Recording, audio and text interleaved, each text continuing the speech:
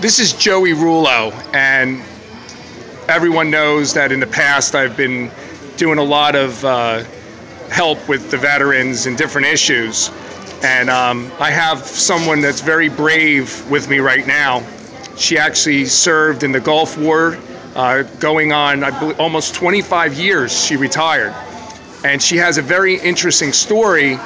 We all think that the VA problems are isolated to Arizona and the other areas where there was the VA scandal. But I think I uncovered some information here that not only the congressmen have to look into in New Jersey, but everybody in New Jersey needs to look into this. Vicki, how you doing today? All right. Hey Vic, we were talking before, and you had mentioned that you had a gallbladder surgery. And when you had your gallbladder surgery, what was the experience that you had before that? In other words, start from the beginning, the day that you walked in there. My doctor told me to go to East Orange Emergency and tell them that I needed surgery and have my gallbladder out that day. It was an emergency. You were in pain? Yes, I was in pain. I was living on nothing but Jell-O. I couldn't eat anything. You were living on Jell-O alone? Just Jell-O. And you were vomiting that day, and they knew it? Yes, yes. So they actually identified at the Lyons VA that you had a gallbladder problem that was that serious, and what happened? You went home, or what happened? They took blood work and all the vitals and everything, and they said it was an emergency, but they sent me home saying it wasn't emergent enough for surgery. So it wasn't emergent, that you were on only having Jell-O, you were vomiting and pretty much losing weight, and you were on a spiral to possibly even die, perhaps. Yes, it could have ruptured. Really? So then what happened after that? Like, what pretty much happened for... I went back to the VA. I went back and saw my doctor. How long from that day? Every day. Every day I was going back and forth to the VA. You were going to the VA every day from that first day that they identified that problem? Yes. And then what happened? They kept sending me back to East Orange VA, and they kept sending me back home, saying I wasn't emergent enough. So you were always going to the VA in East Orange? Yes. Okay, so every time you would go there every day, they would send you back home and say that it wasn't emergent enough? Yes. Okay, so let's go to the day that you got the surgery, when they gave you the information of how serious it was and how... Go ahead. They told me that it was infected. When they opened you up? Yes, they said it was infected. It wasn't cancerous, but it was infected. Gangrene? Yes. And did they have any opinion that they should have done it sooner or anything like that? Did they say that it was an emergency and this and that? Well, they told me it should have been done sooner, but they didn't have the doctors. Gotcha. Okay, they didn't have the doctors. Yes. So here we have, like in Arizona, we had the same situation where they were throwing away records and postponing things, and they had programs to compensate for not having doctors. So voila, here we are, right? Yes. You were saying that you were going to leave that day, but what happened? They told me they were going to discharge me that very same day that I had surgery. For your gallbladder, and you were very sick, and what happened?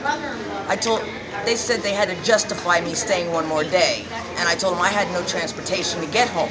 Good idea, so that you didn't run into that situation. Yes. Okay, now the other thing, Vic, that I wanted to ask you, you were telling me that you are in a situation right now where, what are those little lists of things that you need? You need glasses, you were saying, you can't see barely. Glasses, go ahead. Another prescription, because my vision is getting blurry, and these are progressive lenses. What were those other things too you were saying? And I need a hearing, ear, nose, and throat appointment.